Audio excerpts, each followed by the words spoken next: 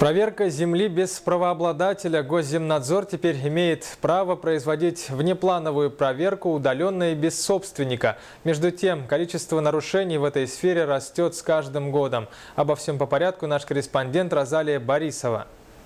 Лучшие партнеры, бдительные соседи, незаконное присвоение дополнительных метров, нестыковки по документам. Львиная доля нарушений в Госземнадзоре выявляется благодаря звонкам и заявлениям неравнодушных. У нас по статистике больше нарушений, конечно, по статье 7.1 «Самовольное занятие земельного участка» или использование земельного участка без правоустанавливающих на то документов. Также у нас есть, конечно, по статистике 8.8 по статье.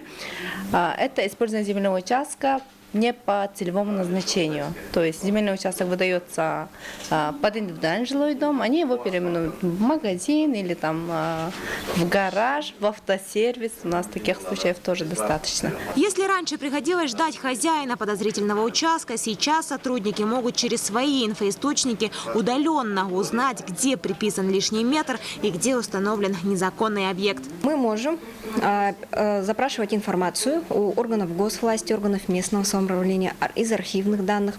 И также это все у нас происходит без привлечения правообладателя.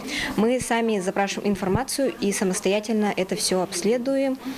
По результатам обследования у нас производится акт обследования. В случае выявления нарушения у нас в акте обследования это указывается. И этот участок становится предметом особого наблюдения. Он вносится в список уже плановых проверок. Клеймо нарушителя с хозяина снимут только тогда, когда данные на документах и в самом участке будут совпадать 100%. Розалия Борисова, Василий Соловьев, НВК «Саха», Якутск.